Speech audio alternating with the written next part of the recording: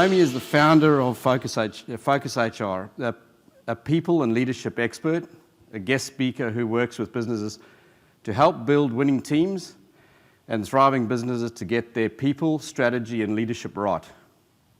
NAOMI believes we should go to work with people we'd enjoy having dinner with, and that when we have great working relationships, the result is powerful, engaging, winning teams. Leadership is the key to this. Not just in title, but in genuine, authentic leadership traits. Over 20 years in the industry, NAOMI has been invited into the trusted space of working with over 400 businesses. She has been a guest speaker at numerous leadership summits and industry body conferences. NAOMI was a finalist in the Australian CEO of the Year Awards, and her business, Focus HR, won the Australian Small Business Champion for the year 2018, as well as the Chamber Business Excellence Awards for Professional Services 5 years running. So she has a great, this is not written here, but I've known NAOMI for a fair amount of time now. It's a great business she's got. They truly believe in what they speak about, and they've walked the walk before they talk the talk. So welcome, NAOMI.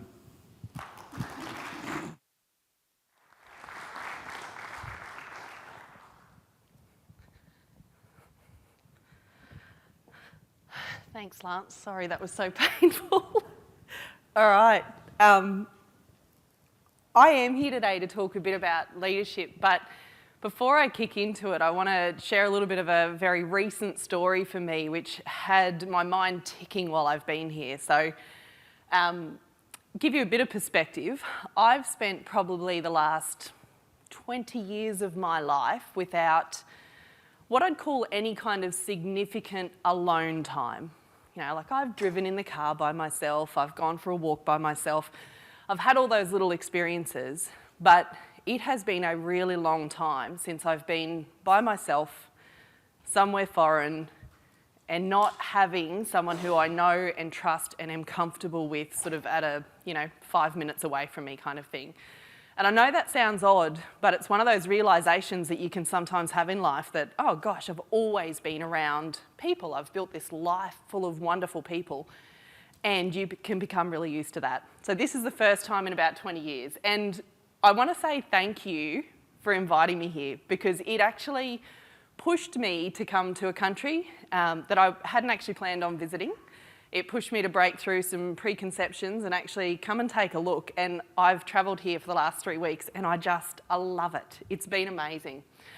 I've got an image up here. This is Zion National Park. So what I did for my first week that I was here by myself for, I decided that coming over here, this was my opportunity. This was when I needed to take some well overdue alone time. No family, no colleagues, no friends, no one wanted to come with me. But that aside, I went, no, this is actually my chance to actually be alone for a while and to sort of rely on myself or have that experience myself. And so for the first week, I booked the Great Western National Parks tour. And so it was 5 days worth of hiking and visiting a whole variety of different national parks. And our first day, we hit Zion National Park. To give you a bit of perspective as well, I came from winter in Australia, which our winters are pretty mild compared to most places, but it was still winter. We were still sitting in, below zero temperatures overnight with relatively nice days.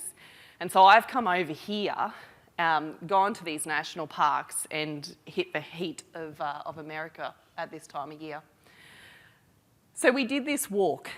And the first day of the trip was Zion National Park. The only really decent walk that was open was about a 6.5 kilometre hike. So you were heading up the mountain and then coming back down again. And I really struggled.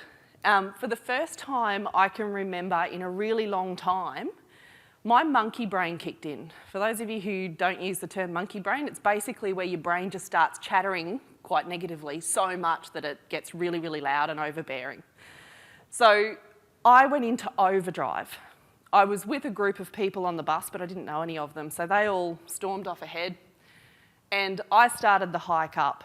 It was about 100 degrees, which I was not used to. It was full sun, and on the other side of you was rock face, so the heat was just sort of coming at you from everywhere. I think the incline was about 35 degrees, and that was with the switchbacks that were happening. And I struggled incredibly, and my brain just started going a little bit nuts on me. I was checking my heart rate on my watch every time I was making a little bit of ground. I was hitting about 173 beats per minute, I think, was the fastest I saw it go. I told myself that 171 was probably where you started to be at risk of a heart attack.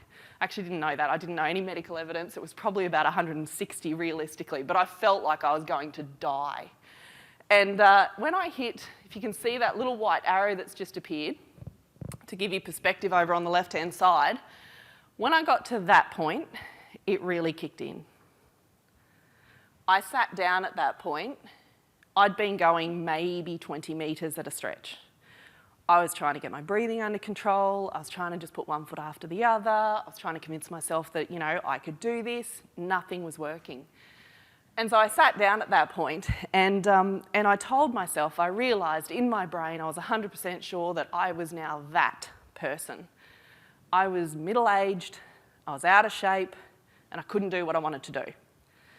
And so I was having a really, really loud monkey brain moment where I just couldn't break through. Now, I've got a pretty naturally competitive spirit. Some people might say that's an understatement. And so I'm watching these people coming back down from the top. And I'm looking at people who I went, oh, they're older than me, or they look a little bit less fit than me. They're doing it, why can't I do it? And normally that's enough with my competitive spirit to make me go, no, come on, get up and go. But even that left me, I had nothing. And so I sat there and totally beat myself up. And then I started to think, well, what if, this is my first time alone, remember, in 20 years. And I thought, what if I had someone with me? What if I had one of those really near and dear people, one of my champions, my cheerleaders, who could be here beside me and say, come on, Nay, you can do this, let's go. And at that point, as soon as I had that thought, I also had this blinding clarity, and I gave myself a really, really hard mental slap. Open palm in the face. And I had this moment of clarity where I went, hang on a second, you've become this person that needs the affirmation and the support and the cheering on from someone else, when actually that's never who you've been. I've never been that person that needs someone else to tell me that it's okay or that it's right or that you can do this in order to be able to do it. But right at that moment, that was who I was. And so I got really cranky with myself. And the good part about that was it was finally a different emotion to sad sack, beating myself up and feeling really crappy. And so I got up and I turned the corner and I had a really long way to go. That white arrow at the top, that's where I had to get to. So I was feeling like I was not going to do it. But I got up, I went around the next corner, and around that corner was the most beautiful thing I'd ever seen. It was shade. It was lovely. And so I've turned the corner, there's this lovely stretch of shade, nice amount of incline, and I got to walk for a little bit and just enjoy it. And it still got really hard. You can still see the amount of distance I had to cover. The inclines, I swear, got to about 45 degrees in certain points, but I'd broken through that mental barrier of continually telling myself, I can't. And I got a really good realisation, and I'd kind of suspected it for some time that I had this reliance on others, but it was such a good moment for me on this trip to be able to go, no, actually, you need to be able to rely on yourself. And the reason why I tell you this story is that I think as leaders, we need to have that little bit of personal grit. I call it grit. I like the word. It's nice and short and it means something to me. But I actually believe that we have to have a certain level of grit in what we do.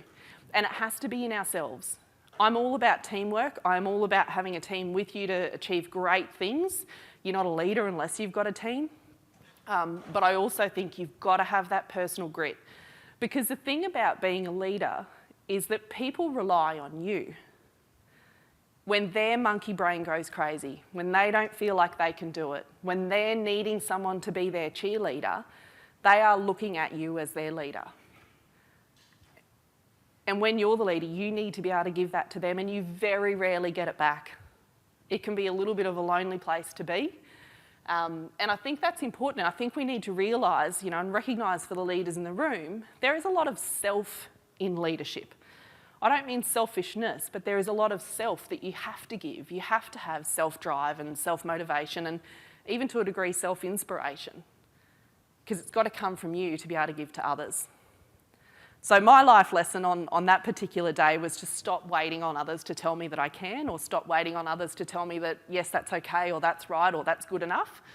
And in fact, need to just get on and do it myself. So that grit factor is one of my key traits, I suppose, when it comes to leadership. And I wanted to share that with you first because it is just so recent, and I'm just so grateful to have had the reason to come here and have that experience and that bit of a breakthrough, because I personally really needed that. So I am going to talk about people leadership today. Focus HR, we are an Australian-based consultancy company. We work with small to medium enterprises. Like Lance said, over 400, I think maybe we're at over 500 now, and we focus on people, culture and leadership. That's what we do. I actually really genuinely believe that leadership is the key to great, powerful businesses. Because if you've got great leaders, you can generate really wonderful teams, you can have great cultures, all of those sorts of things. So that's why I choose to talk about that. And today I want to share a few stories with you and a bit of personal experience and a bit of my journey as I've gone along, because I think it's probably a nice way to share a few mistakes, a lot of mistakes, and also talk about sort of where my learnings have come from with that. So a bit about me. I've been working in HR, human resources, since I graduated in 2001. And so that's 20 plus years. And the last 11 years I've been building Focus HR, so doing it as my own little company. And in those 20 years, I haven't necessarily held the title of manager for all of that time, but I've certainly been in that space of working with these sort of erratic and sometimes illogical and wonderful things that we call employees or people. And so that's the place that I really love playing in. And I want to pull on those years of experience to talk to you a little bit about the journey today. So, my journey started 2001. I graduated, ripe old age of 21, and I went about setting some pretty serious expectations for myself. So I went into an internal HR role, and I decided that when you're in a HR role, you must be the consummate professional. You can't have any cracks, you have to be the perfect employee, you have to keep your nose clean, you've got to be the role model, because how can you as a HR person ask anyone else to behave, to perform, how can you performance manage anyone if you're not perfect yourself? And so I had this real laser-like idea around, I must be the consummate professional. I also trained myself to be arm's length with everyone and everything. I believed that there was this real virtue in objectivity. And in fact, when I was working in a business as a HR person, how could I possibly performance manage someone or discipline someone if I had some sort of connection with them? Like, I had to be arm's length to be able to do my job right. So I trained myself in that. And then after being in that sort of internal sort of space for about 10 years, I took the leap and started my own company. And you'd think maybe I'd lighten up, but I actually tightened the screws further still. So I got really focused around brand, around image, around professionalism, everything that I thought that clients would expect of a consultant that they would hire into their business. And so I became really, really focused on that. And then I started to employ people in my own business. And that gave me a really rude shock, because this is something that I was advising all my clients on. I'd been doing it for the last, 11 or 12 years by that point. And I was scared shitless. The idea of having someone in my team and having to hire someone to work in my business absolutely scared me. I was so worried about getting it wrong. How would that look? I'm more focused on the brand and the image. How would it look if I got it wrong? And so I was really uptight about all that stuff. One thing I will give myself in those days, and still, I did hire quite well. I do believe that everyone that's come into the business has brought something wonderful. It's like what Jeremy was saying before about, you know, the new people coming in, that they bring something. I believe that, and everyone has. So I did that. And then I went ahead and I made all the mistakes that you can possibly make when you first start to lead or manage people. I was really task focused, so I was handing out little bits of jobs, checking it when it came back, giving them the next piece to do. I was never letting anyone have full ownership of their entire process or their entire function. I presumed that really good relationships with my people would just naturally happen, like they do in personal life. You know, I wouldn't have to do any work for that. It would just kind of happen. I also tried to keep absolutely everyone happy. And so to do that, particularly within my team, I'd sugarcoat things. I'd just fix mistakes without actually dealing with them. I'd hide the frustrating stuff, the challenging stuff, the sad stuff, the disappointing stuff that comes with a business. I hid all of that, or I thought I did. I felt like that was mine to bear and mine to bear alone, and I shouldn't show anyone. I was really scared that if I showed anyone that, if I showed anyone the cracks, that they'd be worried about job security, they'd be worried about the company, I might lose them. You know, if I actually pulled someone up on a mistake and performance managed, they'd hate me. They'd think I was nitpicky, they'd think I was too demanding. I had all of that going on, and it was all blocking me from actually doing the leadership stuff really well. So all the right intents, but all the wrong outcomes. And so generally I was trying to keep up this facade, trying to keep the perfect face out there of a consulting company and also of the head of a small team. Problem with doing that is that none of us are ever as good at poker face as what we think we are. Never. So I thought I had my Craig Daniels on. I thought I had my poker face, and I didn't. And I think I now say that to people who are making similar mistakes to me, because there are so many people out there that are. You're just never ever as good at your poker face as what you think you are. And in fact, by putting it on, you're creating some issues within your team. So I want to share a story with you. Like I said, I've had some awesome people in my team, and I really love that they can be really open with us. About 5-6 years ago, I got accredited in emotional intelligence. So it's something that there's Genos Emotional Intelligence, and part of your accreditation in this is you have to do a profile. So you have your employees, your team members and other peers rate you on 6 different areas of emotional intelligence. And you get that feedback, and it tells you where do they perceive you to have good emotional intelligence, where do they perceive you to have low emotional intelligence. And I think emotional intelligence is really important for great leaders, really important. I would put it at one of the top skills that you've got to have. So I got my report back, and I fully expected to have some poor results. I knew my own personality, and I expected to have challenges around some of the areas. The things I expected didn't show up. The one that did was my team basically said to me that my area of weakness as a leader was authenticity. And that kind of floored me. Because if you talk to my parents, they will tell you that I'm actually quite undiplomatic, I'm a bit tactless, I say what I think, what you see is what you get. And so I'd always considered myself to be this real straightforward, straight shooter, you know, what you see is what you get. And I thought that was, you know, the definition of authenticity. So I went back to my team and said to them, look, this part of it is a real surprise for me. Help me to understand what is it? Where am I being inauthentic? Because I'd really like to work on this. And they were great. They said, Naomi, you sit there in team meetings and you sugarcoat things. And when things aren't great, when we might not have achieved a great quarter or we might not be going all that well in terms of financials, you tell us that and then you very quickly brush over it and try to make it all okay and, you know, make it seem like it's all good. You gloss over it. But we can tell you're not happy. We can tell it's not great. And so your words and your emotions aren't matching up. This is where we're seeing that you are inauthentic.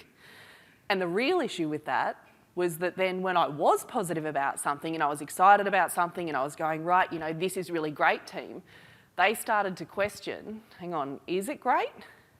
Or is this another time when she's trying to, you know, be a cheerleader on this stuff? And actually it's not. And so I was damaging their ability to trust my word on stuff for all the right reasons, I will say, because I was doing it to protect them or to make them feel better or to, you know, not kind of try to be harsh with them. I wasn't doing it to try to be fake with them, but it absolutely impacted. So that was a really powerful message for me and a powerful lesson for me at that point in time. The other problem that we have when we try to sugarcoat or when we are looking at trying to keep that perfect facade up and we are trying to bottle everything up and keep it all in, is that at some point in time, it comes out. We will crack, and the cracks will appear, and when that happens and you're around your team, they see it, they're exposed to it, they start to feel like they're walking on eggshells, and they may well feel like they're on a bit of a roller coaster ride. Because they're going, hang on a second, there was this normal level-headed Naomi, and then all of a sudden we've got screaming Banshee. I've never done that at them, by the way. That's not me, in case you can't tell.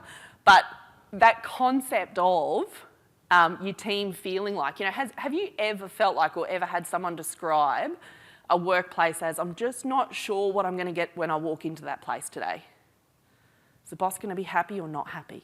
You know, they're going to be one or the other. And I think that's the risk when we don't, when we're not expressing ourselves well. Our risk is that we go up and down.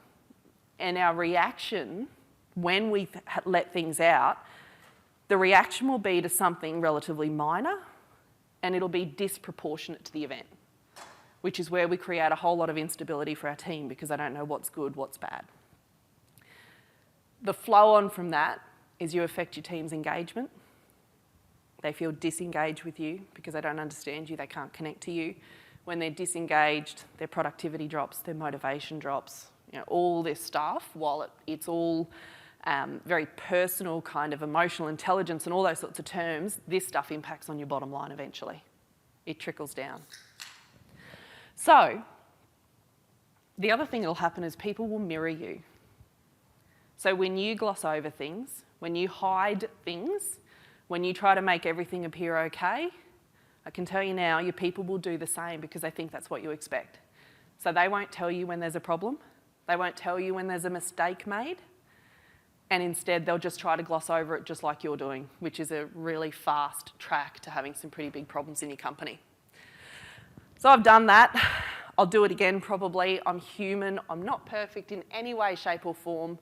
But one of the things that you do get forced to do when you're in a leadership role is to do some reflection. And so now that you know all the bad stuff, all the mistakes I've made, all the poor things I've done, I want to share with you a couple of lessons and a couple of mantras that I've developed over time as I've been going through this journey. Before I do, I love this quote from Patrick Lencioni. If you can't read it, leadership is a privilege. It's about serving others. So for me, leadership is a verb. It is what you do and it is how you influence others. And my challenge to anyone in the room that is in a leadership role is, as leaders, I think we need to be better. And we need to do better. We need to do more. I'm not saying be better than other people, but we need to realise the importance of our role. We need to realise the privilege that we hold as a leader, and we need to earn that. A position title doesn't make us a leader. Doesn't make us a leader at all. We've got to earn that right to lead other people. This is my number one lesson. People are the most powerful, inimitable asset in your business. Until you've harnessed the power of your people, you're not going to realise the full potential of your company. We can copy most things in any business. We can copy, we can copy parts numbers. We can copy systems. We can copy IT. We can adopt the same software. We can copy procedure manuals. Everything like that we can copy. You can reverse engineer most things. What you can't copy is people and culture. And that's why I think they are the most inimitable asset in your business. You cannot imitate them. The other key word in this is the word powerful. Your people are powerful. They lend power to your business. And I mean that because there is a human, think about it too, there's a human touch point at every step, whether it's producing a product, whether it's delivering a service, there is human touch point somewhere along the way. So that human touch point introduces scope for error, human error. It also introduces scope for that real point of difference and gaining that real power. So people are powerful in your business. As a leader, when you harness that power, you're realising your own power.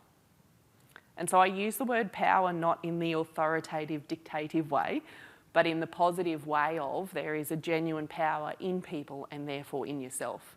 And I think we kind of miss that point a bit. I think as managers, we kind of can often look at it more as a functional thing or I've just got to get through the day and make sure everyone's doing what they've got to get done. And we don't actually stop and think about harnessing that power. When we do, we end up with people who work with us rather than for us. And that's a really key distinction for me, when people work with me versus for me. And it's one of the very first things I'll talk about when we do inductions with a new team member. We'll talk about going to events and doing, going and doing networking, and I'll listen for how they introduce themselves. I'm Jessica and I work for Naomi, or I work with Naomi. And if they say for, I have a chat about, hang on a second, actually, we all work together. When I introduce you, I'm going to introduce you as, this is Jessica, she works with me. I'm not going to introduce you and say she works for me. Because I think there's a really key distinction, both in my mind and in their mind when they're thinking about working with.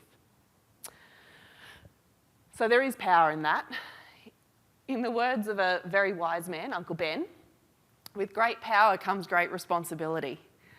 And so I think as leaders, we also need to think about how do we realise that power responsibly.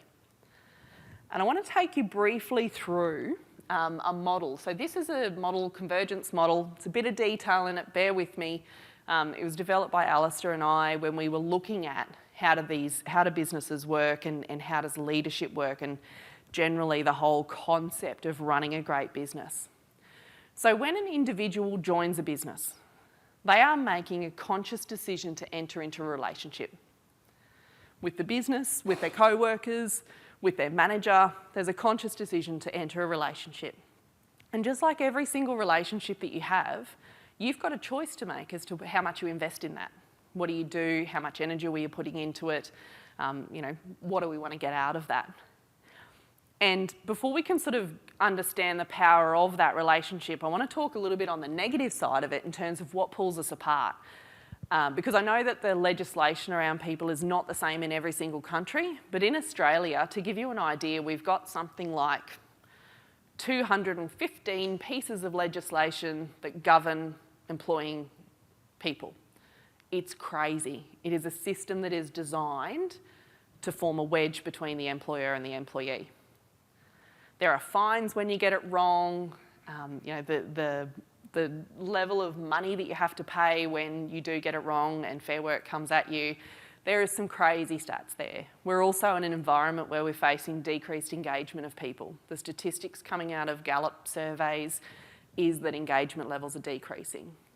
And then you've also got this lower or lessening tenure of employees.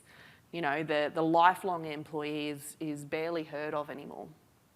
Not in the new generation especially. We're talking about an average 3-year tenure, 2 years if you're talking about younger generations. So you don't actually have these people for very long, which means you've kind of got to be quick about capturing their greatness while they are with you.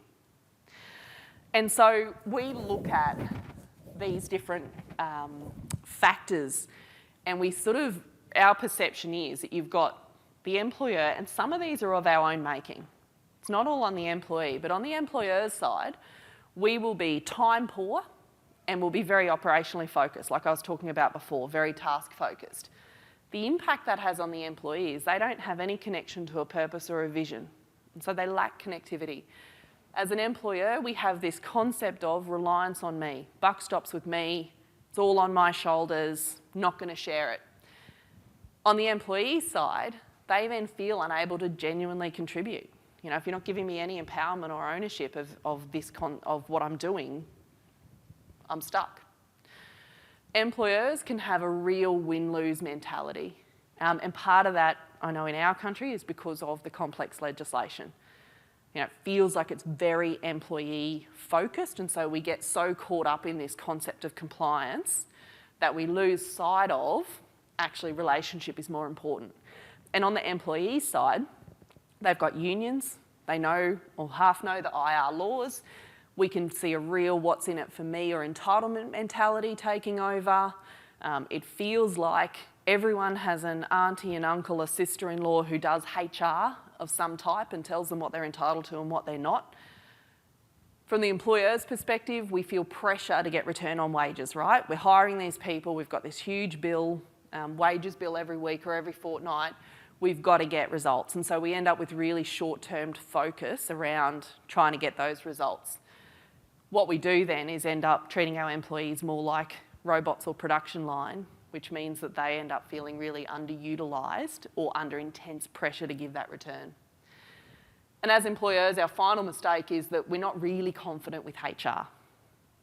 We're kind of a little bit, let's do it on a handshake. We're not really sure how to do this expectation setting thing or what documents we should have in place. And so the employee doesn't have a chance of being really clear on what the expectations are, what can we deliver.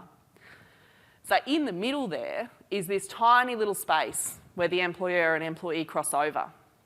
There's a whole lot of space where we're apart and we're on different playing fields and we're taking care of our own interests, let's say. We get busy, we drift apart, we've got a really small common ground. Sounds all really negative. But we actually believe that you can flip that on its head. And this is part of where that power concept comes into play. I think if leaders have got that mentality of, I can take the lead in this relationship, I can take the reins and I can choose how it goes, I can choose the effort that goes in, I can choose how this is going to work, that's when they get to the point of accepting and realising the power. When we do that, we have employers who set really clear visions. They know what the purpose of the company is, they know where we're heading and they tell their employees about it. So the employee knows how to contribute and how to feel aligned. We have employers who bother to provide great leadership to people. They gear their leaders up, they make sure it's a focus of training, not just technical skills. So you've got employees who are inspired and motivated and driven to perform. You've got employers who focus on relationship. And for me, this is the most important part. They focus on the relationship rather than compliance or that sort of thing. So the employees feel connected and respected and valued because you're putting that time in. It's what Jeremy was talking about, the circle, walking the circle. That's putting time in to a relationship. We've got employers who leverage their people and assets. So rather than worrying about return on investment heavily, they're actually putting time into going, right, you know, what's this person's skill sets and how can I gear them up and how can I get the best for this person and from this person? How do we get this win-win? So you end up with employees who've got a sense of adding value and that gives them satisfaction. People want to contribute. And you've got employers who get the fundamentals right. It's baseline stuff. And so you've got employees who are really clear on those expectations. When you do that, we talk about it effectively that the employer is taking a step in. Again, we're taking the lead in it, we're taking a step in, and you hope that the employee takes a step in as well. You're kind of pulling them towards you. When you get that lovely big common ground in the middle, that relationship, that space that exists together becomes more powerful than all the noise that sits on the outside. And it becomes the number one factor that drives how you interact in your workplace. So when I talk about, you know, accepting the power and using the power responsibly, these are my points around how we can do that as leaders. What can we actually do to be responsible in those relationships with those people? So the lessons I've learned over time as I've been going through this. My first one is be authentic to your word. This is just so important. So as parents, we teach our kids to tell the truth, right? It's one of the lessons that they get when they're about that high and they're starting to lie about having broken something. You know, it's like, no, telling the truth is really important. We're basically giving them the lesson on authenticity. And leadership is no exception to this. I sometimes use a bit of child stories in this stuff, not to degrade employees, but because I think fundamentally our kids are a reflection of who we are as adults. We just hide it a little bit better. So I remember once my son, who absolutely loves swimming, I was leaving the house with him and I said something really off the cuff like, oh mate, when we get home, we'll go for a swim. And we ran out of time. I don't know what happened, but you know, it hits the fan as it does and we didn't get to do it. And a day or two later, we've hopped back in the car and we're driving down the driveway and he said, oh Mum, what's a lie? And I went, oh, I didn't form the dots, I was a bit slow. And I went, oh, you know what it is, because we'd been talking about it. And I'm like, cool, good lesson, you know, good opportunity to have this conversation. I said, oh, you know what it is, mate, you tell me. And he said, oh, isn't it when you say something, but you don't mean it or it isn't true? I'm like, yes. You know, patting myself on the back, good parenting, nailing this thing. And then he says, oh, so Mum, did you say the other day we were going to go for a swim? And I went, yeah. And Mum, did we go for a swim? No. He says, so Mum, was that a lie? I'm like, oh. And so then I start to try to backtrack and tell him that no, it's not a lie if you originally meant it and it just didn't happen and I'm really sorry, mate. And you know, so I'm trying to sort of claw it back and explain the difference. But I had this realisation through the lovely simple eyes of a child that when something changes, as it does, right? Things change, things get in your way, you might say one thing, you can't deliver on it for whatever reason. But when we're dealing with employees, they start to talk about they're shifting the goalpost. They promised me something and they're not delivering.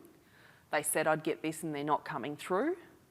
So that really simple concept in a child's mind of it's a lie, it still happens when we're 25, 35, 45, when someone has said something to us and then doesn't actually come through.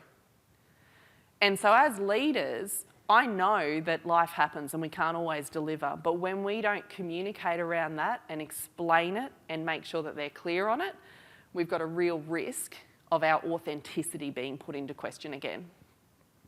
I also started to wonder whether or not Ethan was going to be a particularly good lawyer at some point in time because that entrapment was just perfect. My next lesson that I had was around practicing vulnerability-based trust. So Patrick Lencioni talks a lot about this. If you haven't read or listened to his stuff, I highly recommend that you do. He is an amazing author.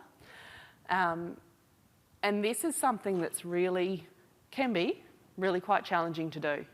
So I work with CEOs and general managers and managers every day when I consult, and I hear them say things like, oh no, I can't show weakness. Oh no, I just don't want to express that. I don't want to show them. It's what I was talking about earlier around sugarcoating and trying to hide things from the team. They don't want to show the vulnerability. They don't want to show what they're truly thinking. But if you can practice that vulnerability-based trust, there are some really good outcomes that come from it. Because if you can't be vulnerable with your people, they cannot be vulnerable with you. You're shutting that door down. So we had an instance in our business, this is 3 years ago now. I had a team member, as with all my team members, I was strongly connected to them, and this person in particular I'd known for a really long time, and they were a long-standing team member. We had an instance where she breached quite a number of our values. Now our values, and I'll talk about that in a minute, we believe that the values need to be held dear. If you've got values written in your business, you need to be prepared to live by them, hire by them, fire by them, take a financial hit to live by them. And so when these values were breached, I was faced with this situation where I had to have a number of just really tough conversations with this person that I did not want to have. And it became clear that the values misalignment was pretty big. It ended up with that person exiting the business. And when that happened on that particular day, me being me, was very upset about it because I'm so connected to them. Now, I had a choice at that point in time. I could try to put my poker face back on. I could present the professional message to the rest of the team, you know, the one where you have this lovely, glossy kind of PR message that you put on everything. Or I could show them how I was really feeling about it and what the impact really was. And I chose the latter. I had in the back of my mind the feedback, you know, that I'd gotten through EI around, hey, you've actually got to be authentic with us. And so they got blubbering, snotty-nosed Naomi in front of them going, right, guys, this is what's happened. This is where it's ended up. They could see how upset I was by the entire thing. And I did that actually with a lot of fear. This was being vulnerable, and with vulnerability can come a bit of fear. I was thinking, are they going to judge me? Are they going to look at me and go, you've been harsh, or why are you so upset by this, or get it together, woman? You're meant to be, you know, you're meant to be strong about this stuff. And so I was really worried about it. And the team was amazing. They listened, they accepted, they comforted, but then what they did next was the most exceptional part for me. They know the connectivity is so important to me. They also know that I love having a little bit of fun and a little bit of social time with them. And so rather than letting me sit in my head or sitting in my sorrow, they, without any kind of involvement from me, they left that meeting, went away, got their heads together and booked something for that afternoon. And it was beautifully simple. They took me to play mini golf. Mini golf's so much fun. And so they organised it. We went down there that afternoon. We got to just connect as a team. We got to have a laugh. It was the most perfect thing they could possibly have done. They could only do that because I'd opened that door. You know, if I wasn't vulnerable with them, if I'd been, you know, PR-style professional messaging, that would never have happened. And so there's this lovely side effect when you are authentic with people and you are vulnerable with people. You're actually opening the door for them to give you more support than you would normally get. And I don't know about you, but I know when you don't have a connected team, it can sometimes feel like you don't get support from anywhere. It's you at the top and it's you alone. So that feeling of them being able to connect and support was just so powerful. My point on values. Really great leaders are values and purpose driven. Great organisations are values and purpose driven. We need to have really clear values. Jim Collins writes in one of his books that the enduring companies, the ones who are successful over a long period of time, do three things. They've got the right people on the bus, they've got the right people doing the right things, and they've got the right people doing the right things right. It's a whole lot of rights. But it's so simple and it is so true. And to be able to do that, to be able to have them doing it right, we can't be over their shoulder every moment. We can't be checking that they've done it correctly every single moment. Instead, we need to have a team that knows what our values are and knows what our purpose are, because if they can make decisions based on what they know the values to be, they're going to get it right. And if you've got people in your team who align with your values and your purpose, then they're the right people. So these values and purpose that we really encourage businesses to have is just such an important part of having a great culture and leaders being aligned to that. This would have to be my favourite saying of all time. People will forget what you said, they will forget what you did, but they will not forget how you made them feel. It's from Maya Angelou. This resonates for me particularly in the leadership sense, in that as a leader, there's no throwaway comments. Everything you say and do is given more weight by the people who are in your team and the people around you. It's kind of magnified. And so we don't get to be careless or sloppy. We don't get to be, we don't get to kind of go, oh, it's only joking, surely they know that, when we've been cruel or heartless or, a little bit abrupt. We don't get to do that. And I know from experience, I know myself, I will walk down the street, Toowoomba where I come from, still a relatively small town, and I'll walk down the street and I'll see someone who I knew back in my uni days, 20-something years ago, And I'll see them and I'll go, oh gosh, I remember you from uni. I don't really remember any of the details, but I'll have an instant knowledge of whether it was a positive or a not so positive. I don't remember what they did. I don't remember what they said. I remember the feeling around that person. And I think we need to be aware of that as leaders. Has anyone here heard of the relationship bank? Yeah, one. Good. New content for you. I want to talk to you a little bit about the relationship bank. I think this is a really important lesson for leaders to have. So the relationship bank is a really nice, simple way to understand how it is that what we do impacts on our relationships. So in essence, the really simple version is that every interaction we have with a person is either a deposit or a withdrawal based on the person's feeling from that interaction. I'll give you a little bit of science around it. So every single stimulus that happens to us, every time someone asks us a question, talks to us, we're in a meeting with someone, any time that we have an interaction with someone, it's a stimulus. Now the first thing that happens as we take it in is it hits our emotional brain, which is the amygdala. We don't have any consciousness around how that little thing works. And so it tags it instantly as either a reward or a threat. That then hits our thinking brain, which is our prefrontal cortex, and that's where we make a decision or we act or behave or react or any of those kinds of things. And so if you think about the relationship bank, often the stimulus that leads to reward, they're our deposits, right? Whereas the stimulus that leads to a threat, they're the times that we're making a withdrawal. So this is the scientific version of it, and how it actually works. So every time we interact, we have some form of emotional response. Our amygdala tells us what that is. That accumulates over time. So positive response, deposit. Negative response, withdrawal. And that just keeps building. And so over time, people have a sense of where's our balance. Now, they're not keeping a ledger. I know some employees that do keep a ledger, actually, so I'll correct that. Most people don't sit and keep a ledger. They don't write down every single thing on either side of that ledger.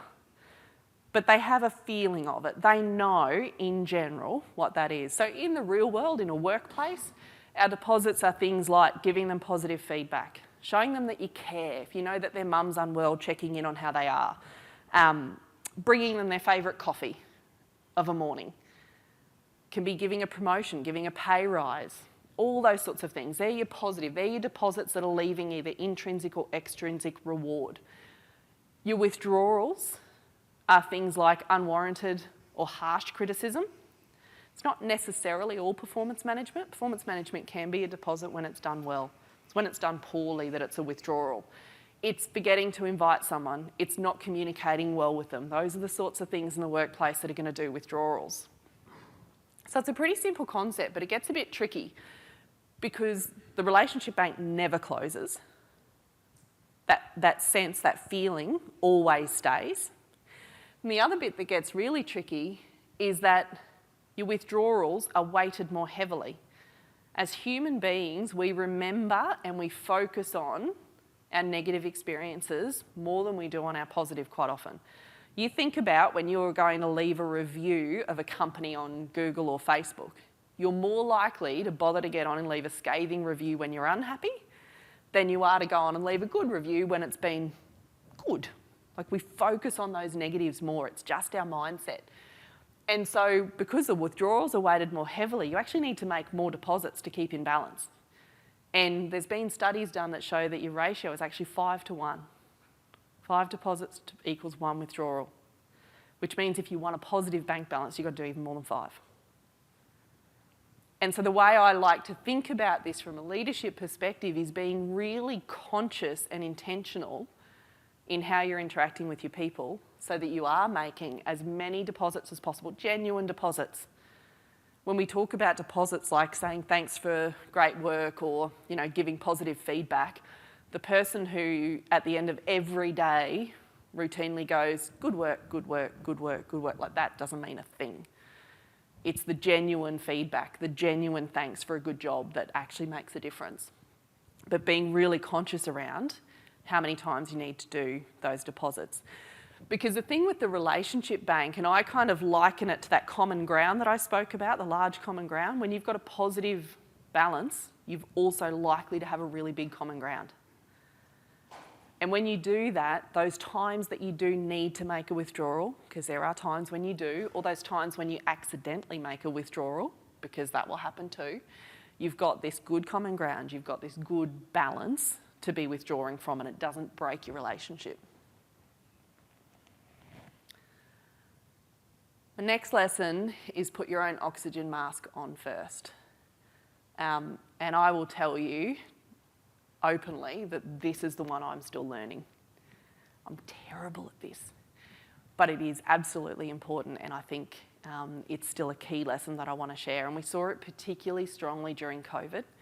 Really good managers and the ones who really cared about their people, they put so much energy into is everyone okay, and how are they handling it, and are they okay working from home, and huge amounts of energy. And they forgot to keep some for themselves. They forgot to take care of themselves.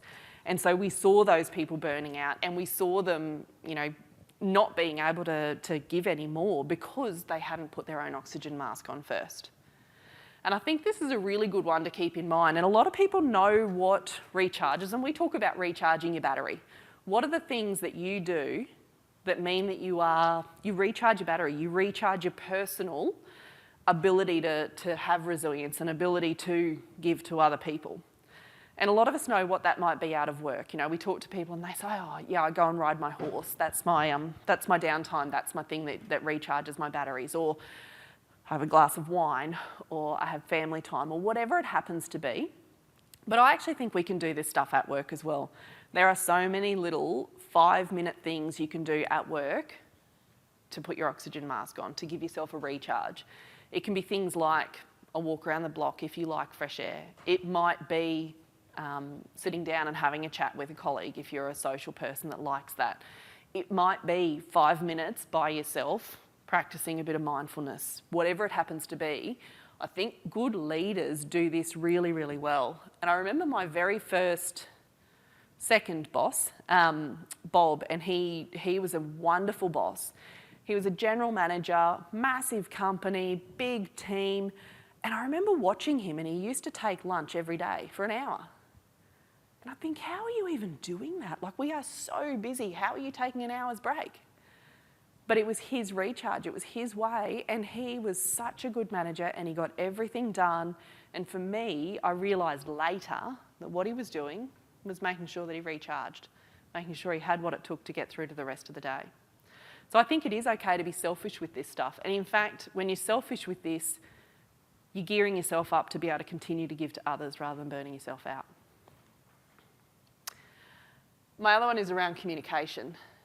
I can't remember who said this, but I really liked it. The problem with communication is presuming it has happened. We do a lot of surveys with companies around employee feedback, and one of the things that we hear all the time, one of the areas that gets rated most harshly is communication. So employees will typically say we don't communicate enough. And I think great leaders are really conscious around communication. And there's another saying which I really love, which is if you think you've communicated too much, you've probably just communicated enough. And I keep that in mind, and we had a bit of a wake-up call about 2 years ago. So we run strategy every year with our team. The whole team comes and we get a survey beforehand. The team gives us feedback on what we need to improve on. And there was this overwhelming wave of feedback that said you need to improve your communication. And that was a bit of a shock to us because we went, hang on a second, we're meant to do this stuff well. This is our bread and butter. How can we be so poor at this? So again, go back to the team, ask some questions, got some brilliant feedback around why our communication was lacking. And it was a lot around, you can't presume that the conversation that happened at the water cooler is then understood by everyone. When you've got part-timers and casuals, they're not there to hear everything. They're not there at every team meeting. If you've got 2 directors having lots of conversations, you then think the conversation's done and you forget that there's other people that need to know about it. Really simple, basic mistakes. And so that was awesome for us, and we made a couple of changes. And one of the ones I wanted to share with you, we call it Director's Dribble. And that's because I like corny titles for stuff. The director's dribble, the idea is every Friday morning, Alistair and I catch up for brekkie, and we talk about a bunch of work stuff that we just don't get time to get to during the week, but we also write the director's dribble. Now, it's an email that goes out to everyone in our team, as well as a couple of key sort of suppliers who we consider to be a part of our team. And it's got some common headings. It'll have people, so it'll give an update on, you know, who's going on leave or if someone's achieved something great or that kind of thing. We'll often have a little strategy update in there. We've typically got it outside our four walls, so we're filling the team in on all the stuff that's going on around us. We've always got a completely random other heading where we will literally look up something stupid or a riddle or just an interesting fact that relates to the particular date that we're sitting on, something that kind of gives the team a bit of a laugh or a little bit more engagement with it. It takes us 15 minutes, I think, every week to do. It's not long. And when we have conversations with the team where we say, hey, give us some feedback, you know, what are some of the things that we should keep doing, start doing, stop doing, we consistently get told, keep doing that director's dribble. And if we forget to do it or if we've run out of time for a couple of weeks running, we start to get the team asking us, hey, what's going on? Where's your director's dribble? So we know it's a really powerful little tool to use for communication. So we've been working really hard on flipping that around. All right, I'm gonna share a couple of final little mantras. And this one, Lance actually had in my intro. I believe we should break bread together. We spend most of our working lives with the people at work, not anyone else. If you're full-time, more of your waking hours are spent with the people at work. So I actually think we should work with people who we really enjoy being around. Like, I want to work with people who I want to have a sit down, and whether it's breakfast or dinner or some drinks, whatever it happens to be, that I enjoy their company. And I know that that's a bit of a luxury that you can have when it's a small business and a tight-knit team, but I like this concept because the idea of breaking bread together says a couple of things. One, I want to have a connection with you beyond just do your job. Two, if I want to have a connection with you, I'm actually prepared to let you into that sort of closer circle of people who I want to have around me. And that connection that you form with people and that opportunity that you give to them to be a part of that circle tells you people that you actually genuinely care about them.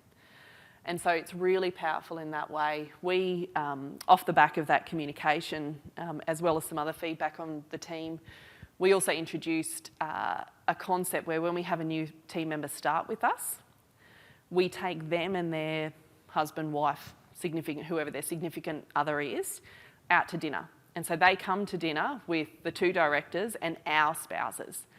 And so we're giving them an opportunity to learn a bit more about us, see a bit more about us, see us as people, not just a director. And we're also getting an opportunity to see a bit more about them. And we get to meet their partner, because even though they spend most of their waking hours in the business, when they go home, the person or the people they go home to have a huge influence over them. So if those people are already connected to us as well, you're forming a really powerful web around it. My next mantra that I've learned is there's always a different perspective. And I learnt this one, I guess, the hard way. But I think for me, the key thing here is the question why. When we're dealing with people, we're dealing with emotion, we're dealing with all sorts of stuff. We're dealing with a whole lot of different layers. So we have to be willing to ask the question why. So I'll share a personal story. When I was in high school, so right from primary school and a little bit through high school, I was bullied quite systematically.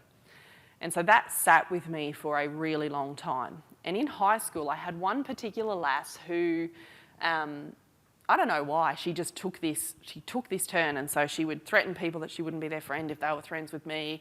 She physically threatened me, and she'd tell me she was going to bash me up if I went to a party, like just stuff that you kind of go, well, I'm not entirely sure where that is coming from. I was really, really fortunate. I had an awesome home life. I had supportive parents, I have the coolest sister on earth, and so I would go home from school every day and I'd be surrounded by that. And I'll be eternally grateful that Facebook wasn't around in those days, I'll have to say. But I had this great home environment. Now, fast forward about 12 years, I caught up with another friend from high school. And we were just, talking about the old days and talking about the people and what they were doing. And I sort of said to her, funnily enough, this chick, she's our mum at the school that I'm at, and she seems really lovely, which is weird given what she was like back then. And my friend Laura actually said to me, she said, "Oh, do you have any idea what she was going through?" I said, "Oh, no." And so she told me. And she told me all this stuff that was going on for this lady in her home life. And it was stuff that I would not have wanted to have to handle as a 15-year-old. And I all of a sudden had this realisation that the bullying, her behaviours, wasn't necessarily a target just at me. It was her trying to gain some sort of control somewhere in her life, have some sort of influence, some sort of power over something. And when I realised that, I went, right, well that, gosh, that would have helped. I don't think I would have been able to see that perspective as a 14-year-old, mind you. But when you translate that into leadership, I now look at every situation when someone starts to act out of character, when someone starts to behave in such a way that I go, I don't get it, I don't understand why you're doing this, my first question has to be why. Because if we don't look for the other perspective, if we don't look for what else is going on for that person, we're probably not going to deal with the problem. And in fact, we may make it worse. My other harsh or tough piece to learn was nothing's forever and that's okay. I can tell you the first time I had someone resign from the team, it was gut-wrenching. I never realised how hard that was. But over the years, I have come to realise nothing's forever and that is okay. And that good people will come into your business, they'll do some great stuff and then you can help them to move on. And I've got enough sort of good exits, good respectful exits under my belt now to believe that. And the other thing is we can't set and forget. As leaders, we don't get to go tick the box of having done good leadership and then forget it. This stuff is ongoing. We have to continually work on our connections. We have to continually foster those relationships and show care, all of that sort of thing. And we also need to understand that we're dealing with people. Who here does have kids? Most of you, cool. You can probably relate. If you don't have kids yet, I'll share with you what it's like. And there is a point to this, I promise. So when you've got children, what happens is you go into it completely naive. You've got no idea. It doesn't matter how many parenting classes you do, you go into it just not knowing. And you feel like you are on a constant roller coaster. So you'll have times when it's really tough, and then you'll have times when it goes really smoothly. Those times last for a couple of weeks where they're feeding well and they're sleeping well and, they're lovely to deal with and it's all lovely as a baby. But that's actually just the baby lulling you into a false sense of security because they change it up. They all of a sudden go to, micro naps of 22 minutes. They cry if you put them down for more than 7 seconds. They turn into an absolute nightmare. And so as their parent, you're kind of going, what have I done wrong? How did it change from this to now this, this crying banshee over here? How do I sort of put that together? And I feel sometimes like leading a team can be a bit the same. You have these amazing times where your team's humming and it's going so well and you're kind of going, yes, nailing it, tick that box. And then something happens. Could be an external factor, it could be someone resigns, it could be two people in the workplace who start to have a real disagreement, it could be someone who falls pregnant and they now know what they're up for. But something will happen to hurt that equilibrium or upset that equilibrium, and you've got to handle that. And you just got to know too that that's not forever. Those periods of turbulence are not forever and you can get through it if you stay steady. All right, my final one. Things worth achieving aren't easy. I think leaders know that perseverance, that grit comes into play.